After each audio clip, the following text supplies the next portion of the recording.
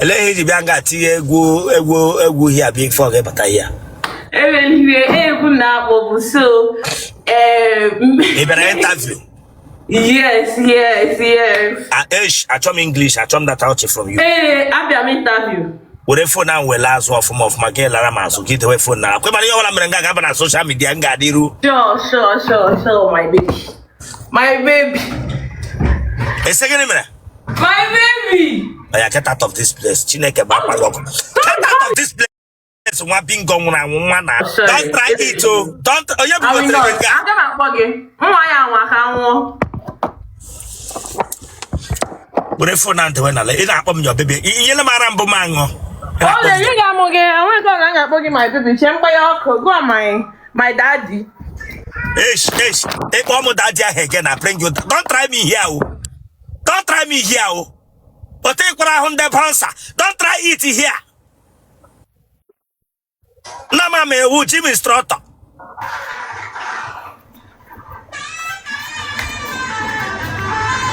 Oye ke wo kwano nya. Enya no no ngam ga ho gitile ka bago ko this girl me ka onye rere. Wore phone na pass side the way na la bem ga ho of ma. Hey. Okay. Ele wo ke no na bed ahụ. Ele e ma no na bed ahụ. Oh, okay. I swear. Okay. Ofun na ge.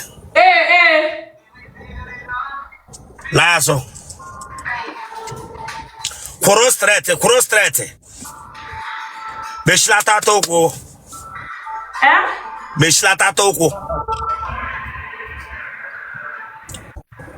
Susi meshoko. Tonazo. Apokwa no sese ka gene. E ma se enwe hu ge bia kwa nga bi me fo nwe. E ma se enwe ge bia ka bi me fo nwe. Come on, la so chile ka ba goko. Bro tle yiri mat ndu ugwu na-eje ekpe ekpere. Da were phone gị.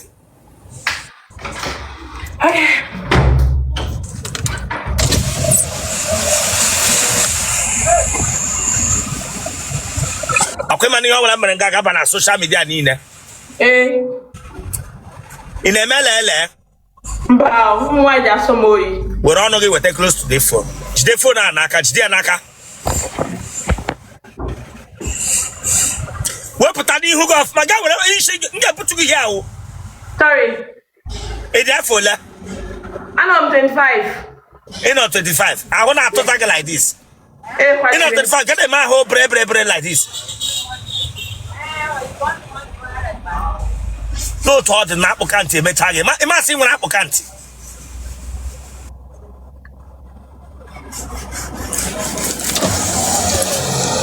Gịnị ka ịrụ ha? Ana m eme nails na lashes with the microblading. Iji ụmụ ole? Hey, amụbekwa m. Nne na nna gị ọ dị ndụ? Ha dị ndụ. Mba, mommy nwụrụ last month. Chai. Mma gị ọnwụọ na last month a? Na last month ka ọ nwụ. Ndo akwa elibi ya? Elibi ya. Mba after elicha mma gị listen kwanyere nne gị ugwu. Listen, I promise you. OG Punch, I salute you. OG Punch, nwoke ọma daalụ o. Elicha mma gị. Elicha ha na mma gị. Gba mkpe mma gị. Ipu akwa mkpe mma gị. Ga-ebịa for interview. Bishop, Chema agwa gị ihe. Since last mgbe pụtara ọnwụ ka m bido send the request. Since last year, ka m bido send the request. Ị na-ewegote m elu, I swear. O chere kọrị ka m kelechi OG Punch. Yeah, old people man at this app by video by fire I got viral. OG Punch, God bless you so much. It has been a long time, bro. My sister, just me. I got a big interview. Mageka no Montreal, right? Wait for your mother to be buried. Elie Mage, Gabia for interview. And when it's no, I'm not joking. Respect, see. Mourn your mother first. Respect couldn't Mage before any other thing. Okay? Huh? Much love. Later. Are we ready for this interview?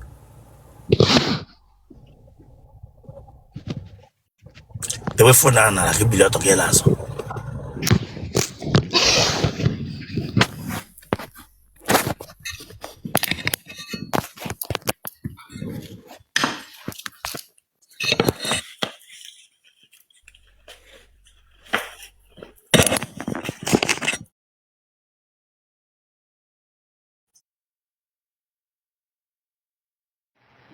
Eleke wo gala. Ghana.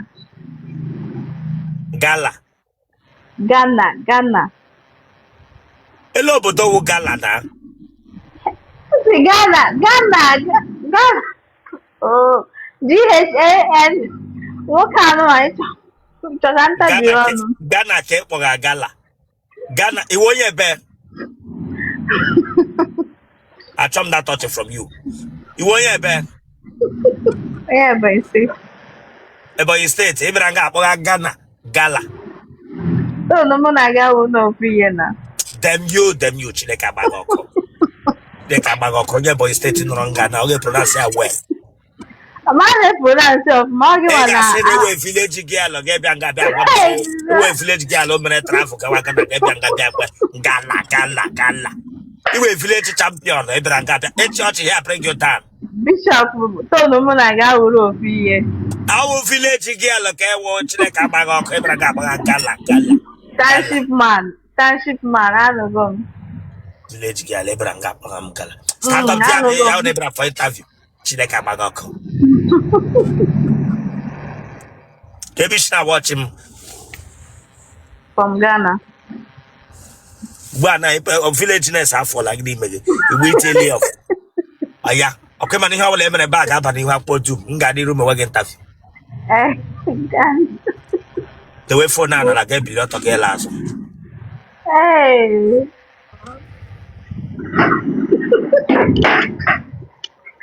Na kwa na shop hotel. I'm trying to say.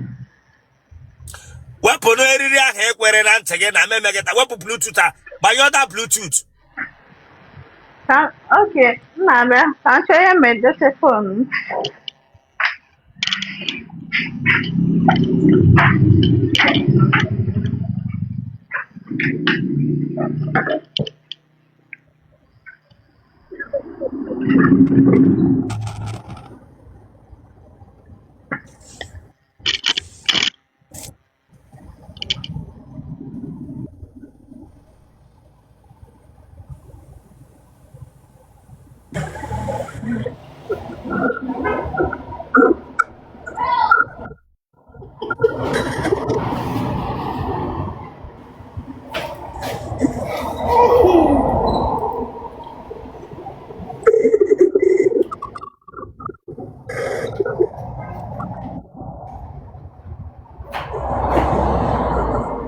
Don't answer.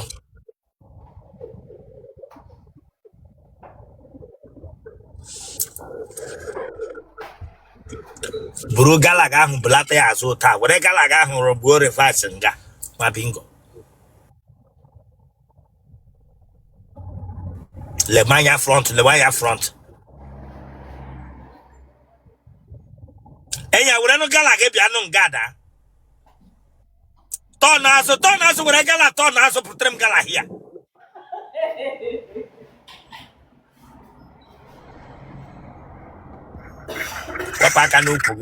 Wapaka no pugi.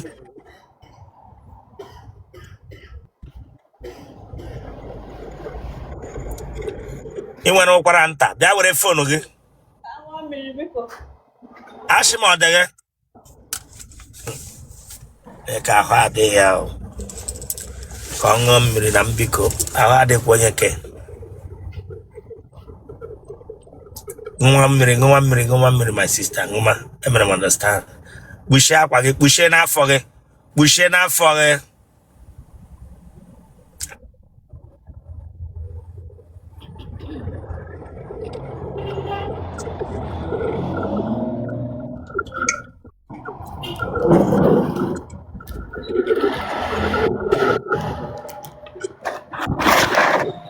Jide phone ahụ n'aka.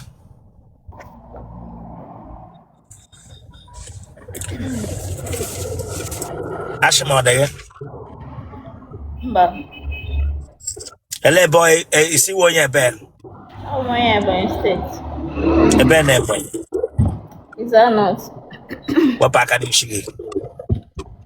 Ebe na is that not? How full local government? Idi afọ ole? 27. What year camera? Huh?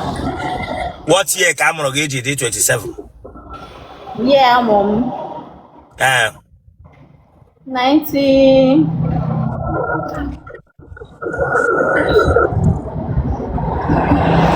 I'll give you that year now.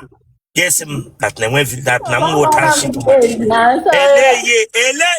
ele yamroge. Yeah, mom. 90.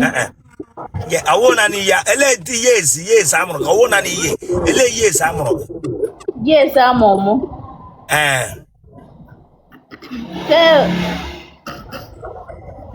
Yes, mom. Okay, le yamroge. Ebe ge puteli yes, amroge. Ye nko. Yeah. Ye amroge. Therefore, ye le what ye camroge. I'm going to go now. What year camroge? What year? Yeah, mom. 1997. Abi?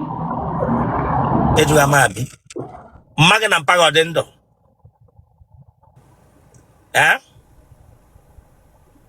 Nwa kromonto. Kromonto babe.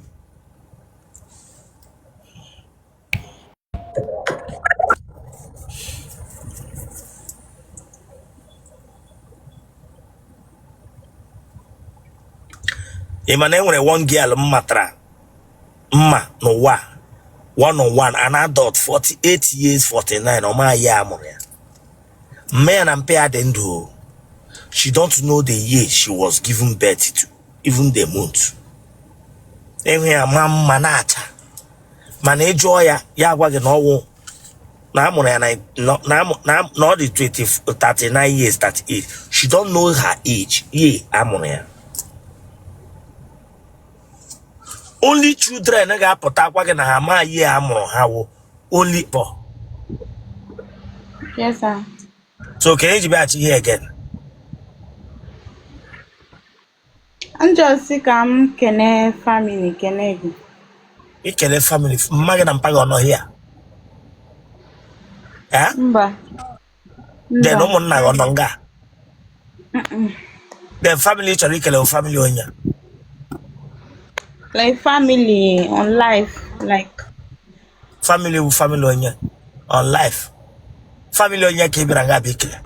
Kemgbe emetra ga interview e bia nyem Thanksgiving si na ihuna di ma we ihuna onya gị na ya naka go to na WhatsApp.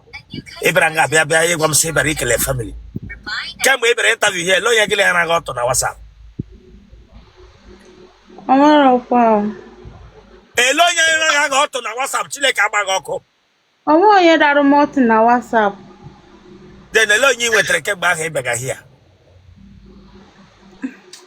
Onye nweta isi adịrị ama onye nwere isi.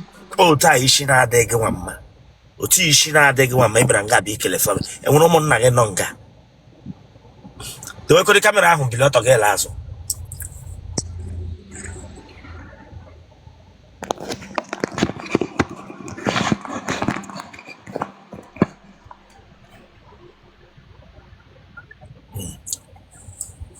Lekwe onye si isi adịghị onye o nwetara mma. Kama last of Chineke agbaghị ọkụ m sị gị lazụ. Lekwe onye ọwụ sị isi lekwe ịkakpọ m lekwe kama wetu aka ahụ n'isi gị. Wetu aka ahụ n'isi gị. Lekwe gị idewere ọnụ dewe okwu ka ihe. Lekwe bọm ne ka iyi. Ịbịara nga abịa gwa nwoke ibe m gbara gị enyi na isi ara ya mma. Agwa ọjọọ bụ unu. Tọnụ kọrị azụ ha. Tọnụ azụ ha onye isi dị mma. Look at onye isi dị mma kọrọ onwe gị aka ịbara nga memeghị interview look at ịbịa nga bịa gwa m si isi adị nwoke be mma get out of this place nwa bingo nwụrụ anwụ